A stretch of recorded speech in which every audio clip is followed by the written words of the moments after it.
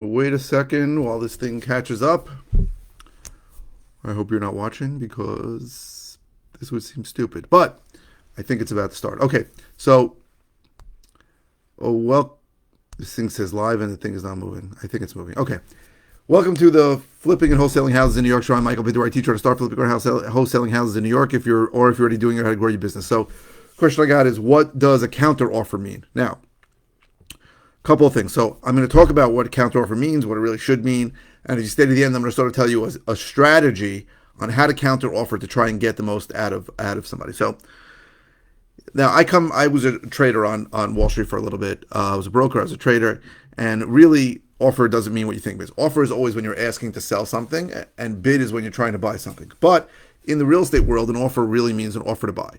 So it means that you're a seller and someone offers you $400,000 for your property, for example.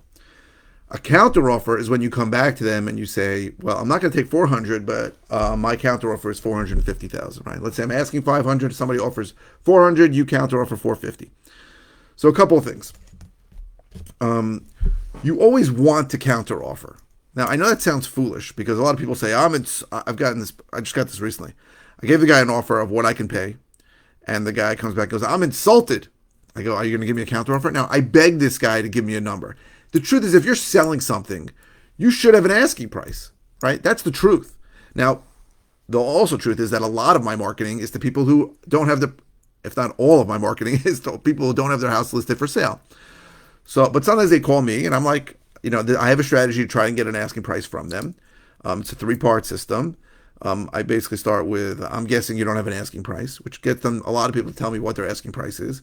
I don't know if to go into the whole system. I'll probably take 10 minutes just to go through it. But then I'll say, I won't ask them for their price. I'll say, I haven't done my research yet, but what are similar homes in the area going for? Sometimes they'll tell me what their neighbor's house sells for, which is exactly like theirs, but they won't tell me what they ask for. And then if I can't get anything out of them, we'll throw something out like, what's a number where you feel like you'd just be giving it away? I'm trying to get something, but sometimes people won't give it to you. I get a price expectation probably 70 to 80% of the time, which is good. Very good. I used to get like 20 to 30% of the time when I followed all the other idiot gurus who said, if I can close all cash and whenever you want, what's the lowest price you'd be willing to sell for?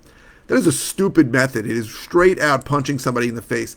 Most people are trained not to give the first number, especially in New York where people's guards are up. They don't want to tell you a number.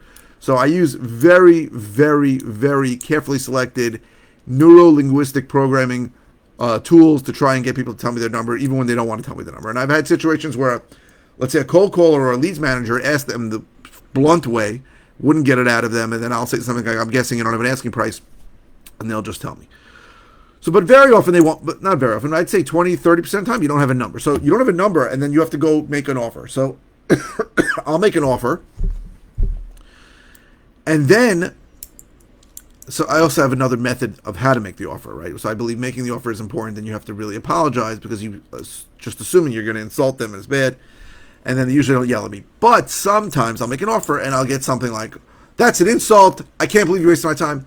And I'm like, "Make me a counter offer, right?" And you, if you're selling a property, you should always make counter offers. So I don't care if you're selling something for $1 million and somebody gives you a ridiculous offer of $100,000. You make a counter offer. Counter at what? Even if you're countering higher than your last number. I mean, countering it higher at your asking price is stupid, but someone you're asking $1 million, the guy offers 100,000, you really want 900. Let's say you counter at 975. You counter, you always counter, and you want to come closer to a number. I mean, you could counter back at the asking price. I've done that. Somebody gave me a really low number, and I'm like, I counter back at the asking price. I have very close to the asking price. But the idea that you're angry and upset, this is just business. Anybody can offer anything, and anybody can ask anything. And what I see other people in this business doing, which is nuts, is that somebody is asking too high, right? Which happens all the time. All the time. Every time almost, right? People want as much money as they can for their property. And what idiots do, and newbies do, is they try to convince that person of why their property isn't worth it. You're asking $500,000 for that house? The house 2 doors down just sold for $400,000 and it's in better shape than yours. Guess what? You're never going to convince a seller that your price is what he should be asking. Now, you may be able to convince the seller to take your price once you make a real offer and put it in writing, because he may be in a different situation in 2 days from now than he is today, where things have changed dramatically in his situation, and you're the only person offering. So you always make an offer, but always make a counter offer if you're a seller, right? If you're a seller, you're asking $500,000, somebody comes in and offers $400,000, and I think you should always counter, right? Even if you're going to counter at $499 or $495, right? You're just going to make a small move. At least you're indicating that, hey, listen, I want to sell it. You are telling people you want to sell it. Damien, thank you for that. A lot of people don't. I appreciate you saying that. So you always want to counter offer, and you always want to make an offer, right? If you're an investor buying properties, the number one thing that scares people, for new people, new coaching students of mine, is that a seller will say, hey, I want $600,000 for the house, and my student will say, well, I can't pay more than $4 million. And I go, so offer $4 million. And they go, well, the guy said he wants $6 million. You still make the offer. You always make the offer. And I've discussed this before. If we have to pick one brick that builds our business, it's making offers. When somebody tells me I've been a wholesaler for 4 years, and I ask them how many offers they make, and they tell me 4, they made 1 offer a year, I go, you're not a wholesaler, right? You need to make offers, and you have to have the skills and the confidence to make an offer significantly lower than what somebody's asking, and put that offer in writing, whether it's email or snail mail, so they have it. Those offers work like soldiers for you over time, and those come back, right? Somebody come back. I've gotten calls a year later. Are you still interested in the property? Is your number still good? And I go, I don't know. Let me look. But you got to understand, if a seller is asking for too much, which is very common, a lot of other investors are not going to make offers. You may be the only one making an offer. Now, you may be, like I said, $200,000 less than what he wants. It's possible. But if you're the only one who made an offer and sent it to him in email or writing, guess who that guy's going to call if his circumstances change and he really needs to sell?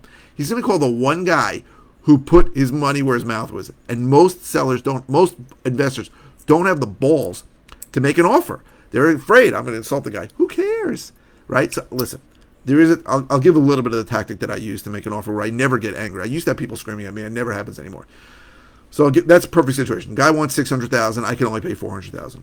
I'll say to him, listen, I have a number. I don't want to insult you. I'm not even sure if I should give it to you. The guy will always say, just tell me the number.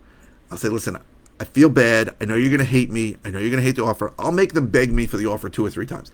And then when I tell them it's $400,000, only 2 things can happen, right? They'll say, you're right, it's too low, but it's not an angry confrontation. Or they'll go, it's not that bad, right? The not that bads are the great ones. So the point is, you always, always, always, always make an offer. And when you're a seller and someone offers you, even if it's crap, you always make a counter offer. I would never say not to counter offer, right? If you want to sell, right? People get insulted. This is business. This is not personal, right? Especially if you have a seller. Like I said, I had a seller who never gave me an asking price. I made an offer. He says I'm insulted. I go, you never gave me a number. I go, counter, give me something. He didn't give me a number. Whatever, I'll probably never buy the property. It's fine. But my point is, you want to always have a dialogue, always, because that sends the simple message, I'm interested in doing a deal, right? We may be far apart on price, but I still want to sell or I still want to buy. And this is it. This is my number for now. And that could change. There's negotiation. There's always negotiation. So a huge good tip I get, which is from Never Split the Difference. Oh, here's the book. Never Split the Difference by Chris Voss. I love this book. It's a book about negotiation. He says if you're coming to a negotiation on numbers, right, you always want to reduce the amount that you go down. So but what he means is, let's say I want to pay $400,000 for a house and the guy wants $450,000. And I come in and I offer $385,000, and he comes back and he says $440,000. So then I'll come up a certain amount. Let's say I'll go up from $385,000 to $392,000, and I always want to get something in return for that, right? I always want to say, well, can you give me a testimonial, or can we close sooner? That kind of thing. You want something in advance. Otherwise, you're basically stealing. Otherwise, basically, you're trying to steal from him. And then if we come closer, I'll go down like $2,000. You keep coming closer, and then you give a really crazy number. I always offer crazy numbers, so I'll come in like $401,774. And at that point, one of the main things that a seller is, one of the main deal killers, right, in almost every time, is that the seller is concerned that he's leaving money on the table. Seller is concerned he's selling it too cheap. But when you work certain negotiation things on counter offers, or when you're selling, or when you counter offers when you're buying, if you narrow down the gap and you go, let's say you go up $5,000 on a ploy, then $2,000, then $400, you're signaling a message to him that this guy is getting close to my top number. And then when you give him a number that's really odd, you're telling him, he squeezed every dollar out of you. So that helps him subconsciously saying, okay, I got every dollar out of this guy. I can't get another dollar. I stay away from round numbers all the time. That is a really good tip.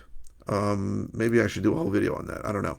I hope this was helpful, explaining what a counteroffer is and how you use counteroffers. If you're interested in other ways that can help you, go to howtoflipnewyork.com. If you're interested in my course that teaches how to do what I do, go to howtoflipnewyorkcourse.com.